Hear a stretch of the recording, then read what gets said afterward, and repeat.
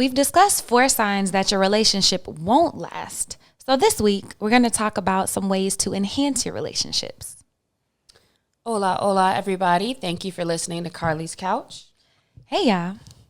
I'm excited to be here. Just got back from out of town, haven't taken a trip in a while, so that was kind of nice. Even though, I don't know why y'all choose winter, because I was cold as hell in Oklahoma, so I am happy to be back in LA. It is 90 degrees right now. Who is choosing winter? Everybody who lives somewhere that has a really cold winter. Gotcha. They're opting into that. Yeah, I'm not a fan either, to be honest. But I do like visiting the East Coast, and I like that crispness of the winter and the cold, just not like on a day-to-day when you actually have like errands to run and when you have to shovel or do any of those things. Like, that's the part I'm good on. But I do like the crispness. I miss that being in LA, like just seeing seasons in general. But yes, I for sure appreciate this Los Angeles weather as well. So you listened a couple episodes ago, we did an episode on signs that your relationship won't last, with some scientific based research on that. If you haven't listened to it, I think it's like 163. So go ahead and run that back. And so this week we're excited to talk about some positive things that you can do to enhance your relationships. I mean, it's positive, but it's still like some work. So yeah, don't get too excited. We didn't say easy. It's not exactly an opposite episode, which would have been like, oh, if you have these things, like, it's definitely going to be great. But this is like, hey, more things to think about if you want your relationship to be awesome. But if you're into the self-work and into growth like we are, you're going to still learn something from it and appreciate it and want to do these things to continue to strengthen the relationships that you have. Absolutely. So it all started with a TikTok where someone, it was like, state a controversial opinion or something that'll piss people off. And whoever it was a therapist, and they were pissed. They were like, the 5 love languages are bullshit. And they were like going off on this whole tangent. And they mentioned that they weren't like scientific based, that the person who wrote them like wasn't an actual doctor in that field. And I was like, huh? Because the 5 love languages, like, everybody knows those. It's been translated to pretty much every language the book has, into like every language in the whole world. So I fell down this huge rabbit hole of research, which is kind of how we got to this topic today. And so Gary Chapman, who is the author of the 5 love languages, was a pastor and was counseling married couples in Winston-Salem, which isn't that your people? Mm-hmm. That's where I grew up. Oh, cool. Oh, that's kind of cool. But he doesn't actually have a degree in counseling and didn't do any studying. Not to say that you can't glean information from that. And so I'm not belittling his experience. But I started researching, and there have been studies after to see if there's any statistical or scientific significance of the 5 love languages. And like, all in all, the findings are pretty much nah. So I thought that was really, really interesting. And although it's a great concept, I can see that where there's a lot of faults when it comes to just the 5 love languages when they're used to, like, that's the way to love your partner. Yeah, and so I think that's interesting that there's not necessarily any scientific base on it. I think that his book and his work probably became super popular just because of how easy it is to digest, and because of, I imagine, everybody loves to find some labels for themselves. So it makes it easy for me to say, oh, yeah, I like this one and this one.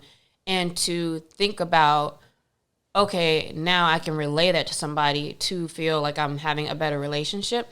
So I actually, while I think that is interesting that there's no scientific studies, I also don't necessarily hate on it, because it's also, I think it's still valuable to understand or to know, what do you appreciate from a person? Like, I don't think it has to be that deep.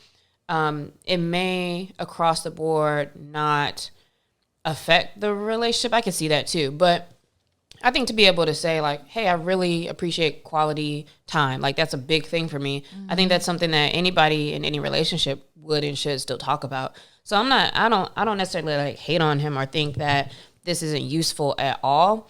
But it does kind of seem like people just use it and like put themselves in a box and move from there. Yeah. What are the 5 love languages, if you know? They are words of affirmation, quality time, acts of service, gifts, and then what's the other one? Quality time. Quality time. I think one of the main things that always stood out to me with those original 5 love languages was, to me, it seems like a very clear, like, immediate, just a reflection on what your insecurities kind of are. That's what I've always thought. Like, if mine is, for example, words of affirmation has used to be the top, and now it's kind of changed over time. But I also know, because I I feel like I need somebody to like hype me up. I like to get that certain types of validation, etc. Right? So whether you need quality time or whatever, like I think that just kind of signifies where you need to be shown something that maybe you've been missing or you haven't experienced as much, or that's just kind of that strong place where you could use a little bit more validation. That's kind of how I've always like seen them reflected in people. Oh, wow. You know, what's funny is I've never thought about that, but mine is quality time. And, you know, something I've been processing is like a fear of abandonment. And so quality time and abandonment, the more I could just see you and be around you, I feel okay and secure in the relationship. I feel like that's literally all I would think about when I would see those. And I'm like, oh, okay, this really tells us about ourselves, I think. And also thinking about it, like there's not necessarily a one piece or like one language that you necessarily would ever have. And it could change based on like what's changing with your attachment style or your security or your past or whatever. So I do think it's valid, though. I think that, yes, somebody who may have dealt with a fear of abandonment, it makes sense that they care about quality time. And I think their partner should understand that, and your partner can, know that, hey, you want to see me. So yes, of course, I think that would make the relationship stronger to understand that. Absolutely. That's so interesting. What is yours now? You said it's not words of affirmation anymore. It's kind of changed to where quality time and affirmations are kind of up there the highest. But all of mine were really close. I'm like, touch. All of it's kind of cool. That's the one I'm in. Touch. Oh, okay. I forgot earlier is physical touch. Oh, that's yeah. Physical touch is one. Yeah, and then also for example, my least one, I want to say might have been gifts, but think about what that kind of reflects sometimes, where it's like, oh, you don't want to feel like somebody has to do something for you, or, like that's probably more so why mine would have been there, but it's much higher now. Like I want people to do things for me or get things for me, or, all of that. So that was more a reflection of a mindset thing than anything. Man, so I love that outlook. And I think they're still useful. I just think that there are some issues in the way people apply them. Like, oh, this is how I love and this is how I like to be loved. And the conversation kind of ends there. It's like, oh, I give you gifts. Like, isn't that enough? And it's like, yeah, that's one piece of it. But there's also a bunch of other things to be considered in relationships. And so when people go on the attack for the 5 love languages, I think that's one of the biggest things is like not recognizing that, we all kind of need all of them, and depending on the day, they could be different, and that, that's just one aspect of a relationship. Yeah, and I also think it's kind of weird to hate on them on the 5 love languages because, yeah, obviously there's more to your relationship. Like, I mean, why would you be mad because somebody came up with these 5 categories, but clearly there's a million other things that have to do with how your relationship's going to work out, how you respect each other, etc. So, I don't know. To me, it's like, I don't think anybody was taking it that deep, or you shouldn't be angry about it or, like, taking it that deep because that's a very obvious thing. Like, it's never just one thing solves the whole relationship or makes the whole relationship awesome. Absolutely. And it's just funny because it reminds me of Family Guy, like the what grinds my gears. Like, everybody has just a thing that really just ticks them off for no reason. But what I really do like about the 5 love languages and, it's widespread, how it has touched a whole bunch of people and a bunch of different countries is that it kind of gave us a question. It's like, how do the people we love like to be loved? How do we like to be loved? How do we give love? And I think it opened a bigger conversation instead of just loving someone how you want to. Like, that could be the miscommunication. Yeah, which is what we tend to do. And I agree. I think that it was good at getting more of those discussions out there. We always talk about understanding what you actually want and need. And in the same vein, it's respecting another person's, like, where are they coming from? Or even just recognizing that it's not the same as you. I think maybe sometimes we do just automatically do the things that we want, which we would kind of assume just because that's just the way your brain works, that that's what they want and that they will appreciate that. But then, I mean, I've dealt with this many times where it's like somebody feels like they don't appreciate certain things you do. And it's like, they ain't asked you to do that. That's just what you would like to be done for you. So it really is a question of, understanding another person, understanding yourself, and can you guys communicate those things so that now we can put this to actual work and play, and kind of stepping outside of ourselves to make this a better whole. Absolutely. And Now we're going to dive into the 5 things that can help strengthen or enhance your relationship. And this part of the conversation was kind of inspired by some work from the holistic psychologist, Dr. Nicole LaPera. And because she, I guess, took a deep dive into the 5 love languages and was just in all her work with couples was looking at, the things that really stood out to her in ways to strengthen your relationship and better love your partner. So did she do scientific research? Is that the thing where she's like, hey, but 5 languages is cool, but I did work to figure these out?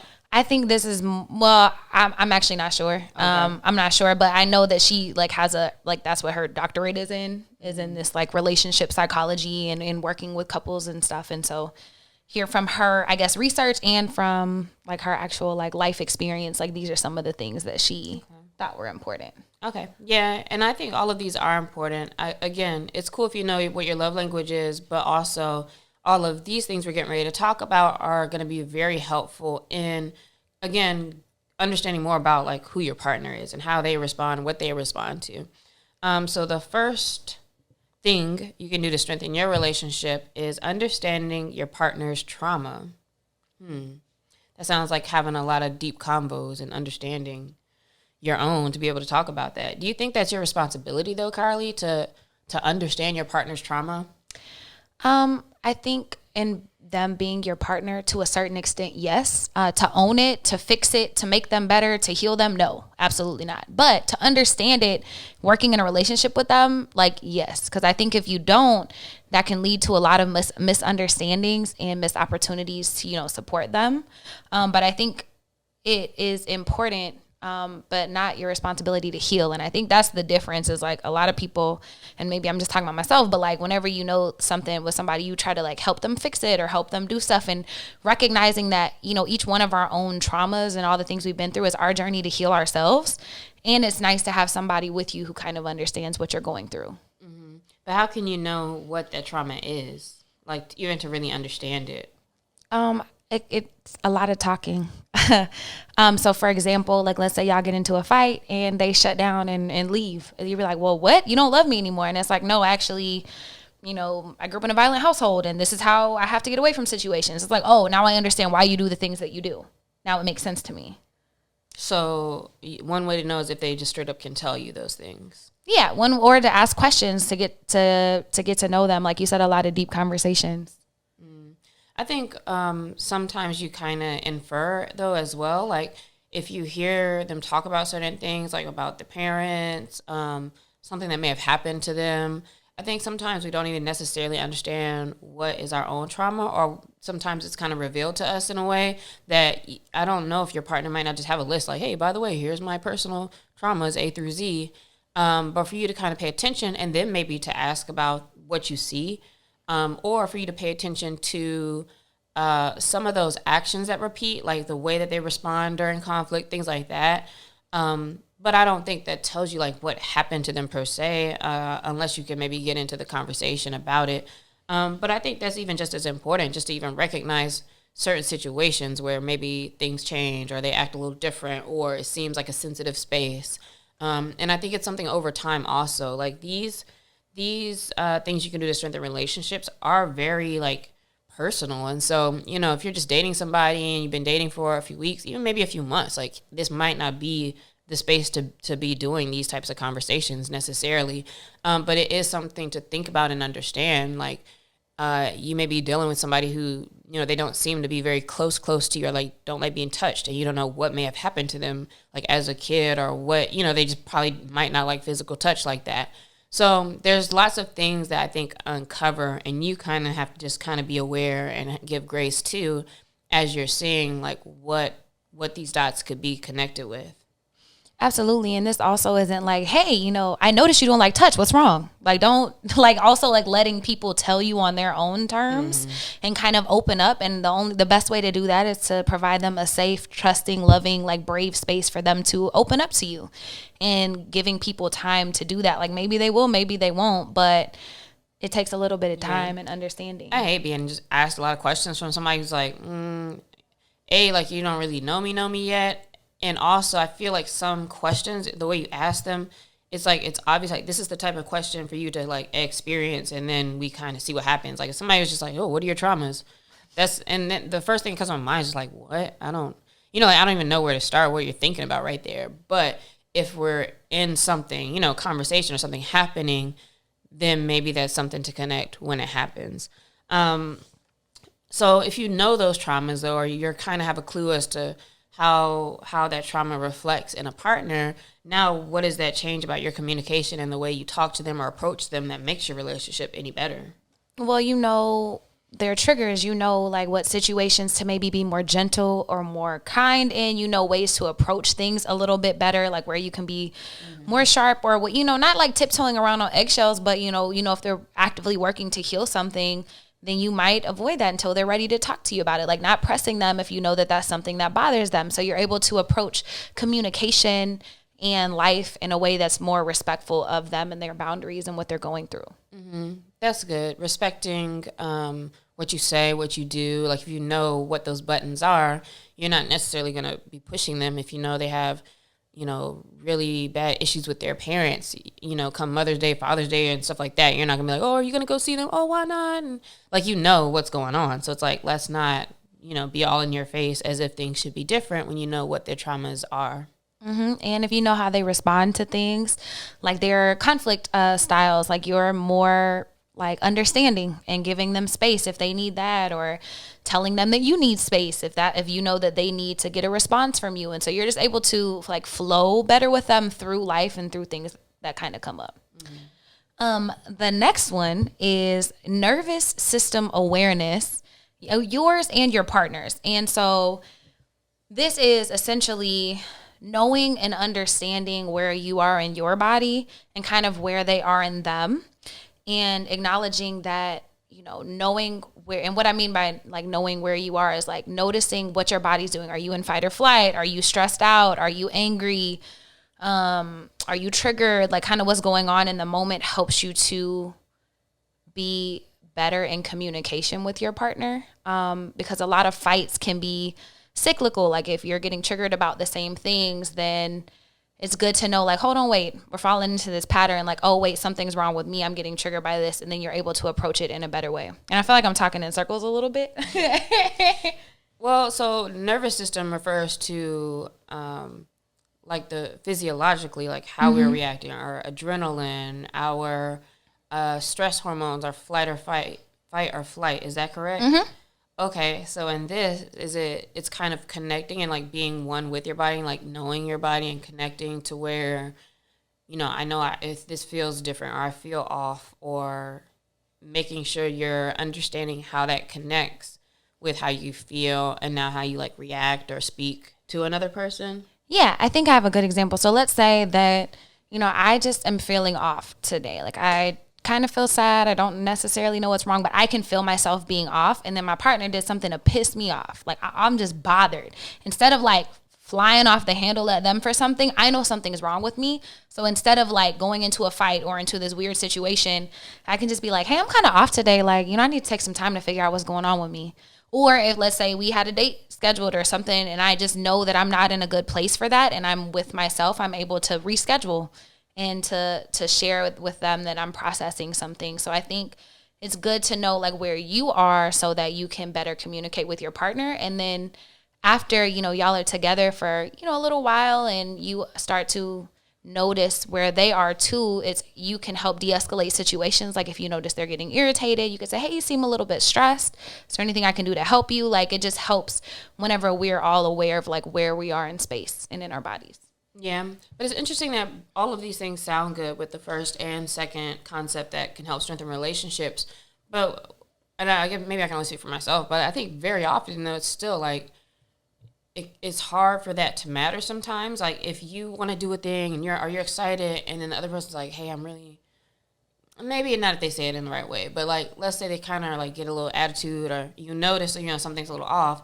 But I feel like we oftentimes kind of tend more so to like try to push it, like, man, what's wrong with you? Like, why you have an attitude or this or that?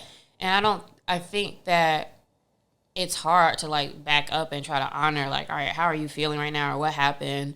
Or most times it's like you did something anyway to like trigger them, and now that's triggering you, and then it's like goes back and forth. But how can we maybe even identify or like stop ourselves and be like, let me think about your nervous system awareness. Like, it just seems so lofty to me. So very much in yourself. So we talk about a pause. If you've listened to any number of episodes, we talk about a pause before you speak, before you react, before you respond, like whatever it is, just pause. And I think a quick thing to check in with yourself very physically, like, is your jaw clenched? Are your shoulders up by yours? Do you have the Arthur fist? Like, are your fists like super tight? You know, is your breath really shallow and in your throat? And if it is, your body might not be in its relaxed state. And so taking a moment before you do say anything, maybe take a couple of breaths. Like, I know they taught that to us when we were little, like, take a breath and count to 10 before you yell at whatever it is. But there's a little bit of truth in that. And so just being more aware, this is a great practice, not just for your relationships, but for your life, like your entire life, just checking in with yourself and knowing where you are in space. And then with your partner, if you do notice that, you know, their jaws clenched or they look angry, maybe their forehead is furrowed, like, you notice that something is kind of going on, and it gives you a little bit more perspective in the situation. Not saying that you might still be angry, you might be whatever, but at least you're more aware of what's going on. Mm-hmm. And like with the first one, you could kind of tell, like, oh, now's not the time for me to, you know, be smart or say this or that, perhaps. Even if you want to. Yeah, so just kind of paying attention to other people's cues and your own, and just moving with a little bit more awareness there. The third thing is a commitment to each other's freedom. Carlie, have you ever been like a lot of needy energy? You know, I always feel like I'm more needy than I am, but I've had partners communicate that I'm really not as needy as I think I am in my head. So I'm kind of in a conundrum with that. So I feel kind of needy, but I guess I'm not super clingy with it. Maybe just in my head. Yeah, no, it doesn't have to be all the time. I've definitely had lots of times where I've been giving off like really needy energy, and I know it's like, oh, I want you to be right here, or I want to know like what's going on with this or what's that, and just, you know, being in some ways insecure about certain things or whatever. But nobody likes that needy energy. Even I don't like it. Like, I don't like it when other people are like that with me, where it feels like, yo, like, let me breathe, or like get off my back a little bit. And to have commitment to someone else's freedom is kind of like, can we exist without it, like, feeling like, oh man, you need to have me right here. I'm like being captive or like in prison right now because, you know, you need XYZ. When sometimes each partner also needs their own space to breathe. Yeah, I think a lot of times people get into relationships and it's like, oh, you know, we're the goal and we're this. And sometimes people can lose their sense of themselves in a relationship. And it's remembering that we're each whole individuals in a relationship, a committed relationship that we choose to be in every day with another person, and making sure that you remember that. It's not like trying to manipulate it to make them, you know, put you above everything else in their life because that's what y'all committed to. That's not necessarily it. And it shouldn't feel like love shouldn't feel like a cage. And I think we can notice with ourselves sometimes when we kind of want somebody else to be in a cage. And I think that can be natural. It's like you want to feel like this other person is just like worshiping you and they want to be around you at all times. And they only want to laugh if you're in the room, and they only want to smile if they see you. That's that like running joke basically that guys make all the time. It's like, okay, have fun without your girl. Like, no, you cannot. Absolutely. But loving somebody also is respecting like the things that they want, need, like to do to recharge, which may be by themselves, or it may be that you guys do need to have your separate lives and separate things that you can feel kind of free to do. And also, even with like other people, right? Like, I think these are all things to talk about, but it should feel less like you have to be here, we have to be together, we're doing XYZ, and more of like, hey, I'm happy that like you're choosing me today. Like, I'm choosing you today. Tomorrow, you're choosing me. I'm choosing you. And for somebody to choose to want to be with you and spend time with you means a lot more than you feeling like, oh, as soon as they walk out the door, what's going on? And so there's a lot of trust involved in that. And I think that it can be difficult to look at it from that lens, but you have to have that freedom to where it's like, let the person choose to be with you. And then if they're not or don't want to or whatever, then that's where your boundaries have to kind of come in to let them, you know, go or do what you need to do for you. But you need that freedom just as much as that other partner might need it as well. So also remembering like what you need and what you want when it comes to this. Yeah, not losing yourself in relationships, like still having your own life. How do you, if people feel, let's say like they want to give their partner freedom, but they feel that like clinginess, that they have to like, hold on. Like, what are some things they can think about or maybe do to help them like let go of that? Of feeling clingy? Yeah, where of feeling the need to like try to control or like I need you to choose me. Like this whole thing, like how can I be committed to their freedom? Like how can I let go of that neediness or that like when you're clenching, the butterfly to death in your hand? Yeah, I guess. So one thing I guess is kind of to continue to ask yourself, do I want this person to want to be here, and like trusting that they do. And then another is you may need to go do something yourself. Like you may need to go hit up a friend or go do something or get out and spend some time and enjoy some time with other people. Not necessarily in like another romantic way, but just kind of make sure you're living your life or that you have that life outside of it. And also maybe looking at the evidence of, hey, how often does this person reach out to me or call me, or do we see each other, or when we do see each other, are we having fun? Depending on what level of relationship you're at, like sometimes whatever else might be going on or is going on isn't your business. But if it is, then I think you can still pay attention to like what's happening. And it's like, oh, I am getting lots of love, or this person is choosing me consistently, or just because this person wants to go to dinner with their friend doesn't mean like your relationship's about to fall apart. So kind of just keeping things in perspective would be good. No, I think that's great. The next one is to know when your egos are speaking. And I think this is huge. So how do we know when our ego is speaking? I know my ego is speaking when I'm interrupting a lot, or kind of looking for things to like defend. Excuse me. So like if I feel like I'm being attacked, and that doesn't even mean like they're really like yelling at me or saying anything crazy, but whatever it is, I might kind of feel attacked, and I'm not really listening. But now I know I'm just trying to prove like, what are you saying wrong? That's a big indicator for me. Yeah, I think that's a big one. Another one is, I think like whenever I'm focused on whatever the situation is for me, like it has to look like a win. It's not a win-win situation. Like we're not in this together. It's a win-lose. Like I'm trying to win. Like if I'm trying to win something, that's definitely my ego because we're not in this together, and I'm looking at it as a me versus you thing instead of a we thing. And I think that's like a very big indicator that the ego is talking. And another one is when you can't see or acknowledge your flaws. So if something's being brought up about you, again, and you're being more on the defensive, instead of listening and understanding like why they might see that, or is that even right? Because sometimes, a person is right and you can acknowledge and move forward with that. But if you can't even see what's wrong or what you may be doing to hurt them or whatever, that's definitely the ego speaking. Yeah, and then if you feel like everything is about you, or like they're doing something intentionally to hurt you, like, oh, they're going to dinner tonight with their friend because of me. If you start to make everything about yourself, that's also an ego moment, and you should probably check on that. Mm-hmm. So then what can you do if you're feeling like that, for example? Man, self-check. Like, does that make sense? Like, why am I taking everything personally right now? Like, what's really going on? Getting to the bottom of your feelings, and checking in, like, because those feelings don't come from nowhere. It's from somewhere. So it's like, oh, maybe I'm actually feeling really insecure today because I haven't seen him all week or whatever. And then kind of processing that with yourself and recognizing that that's not their problem. That's yours. And you should, refocus on yourself and what you can do for yourself in that moment. I would also say, and this is kind of hard at times, and especially if you're in like that emotional state at that time, but try as hard as you can not to say anything. Literally every time I've been like, oh, where are you at? Or like, and like asking like kind of more questions about stuff. It's like the more you do it, or like every time I would do that, I would always be like, oh man, I should just not, like, why'd I get worked up, or why'd I get, whatever, because it either wasn't nothing, or it's like, it just ends up like being an argument or something stupid. But the longer you can just not say anything, like not put the press on the person, or not just like automatically assume XYZ, at least not say that, you're gonna let it unfold and kind of, see what's really real. And you don't necessarily have to acknowledge it.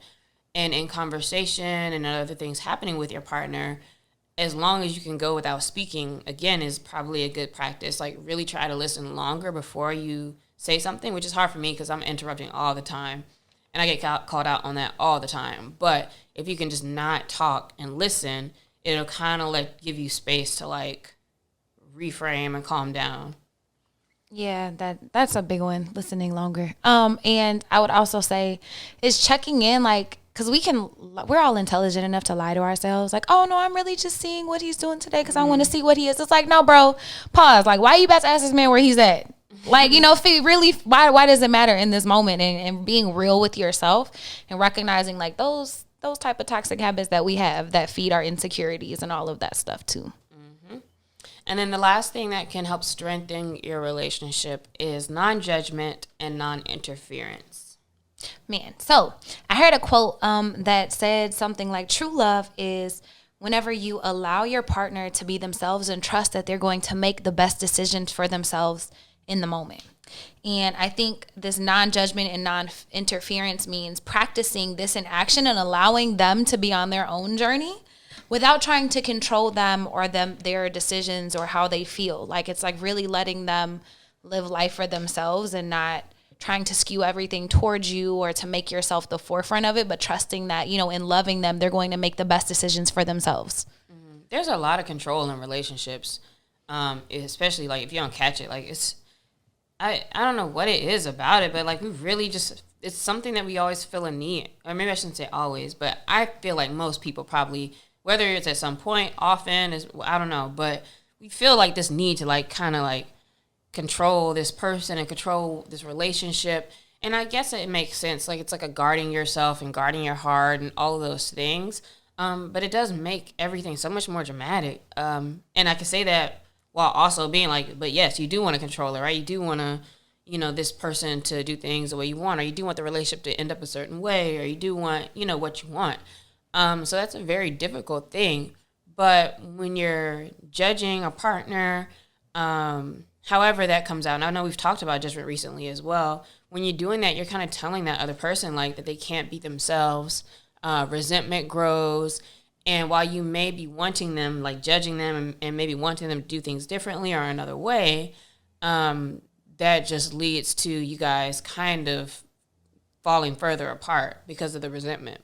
Yeah, and if you practice this non-judgment and, you know, non-control, non-interference with their journey, like it instead creates like trust and safety and autonomy, and they know they can be themselves, and a healthy interdependence, because we shouldn't be codependent relationships or necessarily independent, but, you know, we depend on each other for the things that we commit to, and that allows the relationship to grow. But it does make sense why we try to control it. It absolutely makes sense. You're trying to protect yourself. You love this person and you want it to work out, but real love is allowing them to and trusting them to do what's best for them, even if sometimes it's not the best thing for you. Mm-hmm. And then, I mean, people always say too that you can't love people until you love yourself and all that. And the way I could kind of connect that with this also is that you're going to be, if you really are in a space where you love yourself or secure with yourself, then you would be kind of in a space where you're not so pressed about exactly what a person is doing, and or you're okay with, you know, watching your boundaries, and, you know, you don't have some of those issues. So I feel like the more controlling and the more, like, air quote issues we have in our relationships kind of just really reflect those places that we need to work on, in our own attachment styles, insecurities, etc. And, you know, so as we go through life, like with all relationships, romantic, friendly, family, etc., it's kind of always putting a flashlight on ourselves and just showing us where we need to make sure we're aware of how we're moving and why. That's a great wrap up. So think through these 5 things. So understanding your partner's trauma, nervous system awareness for you and your partner, being committed to each other's freedom, knowing when your ego is speaking, and practicing non-judgment and non-interference. And notice like what you struggle with, or notice where you can pour into. I know I can pour into all of those areas, but like Lexi said, it really is just always a flashlight back on myself. So hit us at Carlie's Couch this week. Let us know, you know, what you're practicing, either for yourself or in your relationships. Yep. And this week, Carlie, you have a shout out. I do. Okay, so I went to this amazing beauty industry event. It was my first event for Hope Letter. I was so excited. And it's called, I met this amazing woman named Jacqueline Carrington, and she's the founder of People of Color Beauty.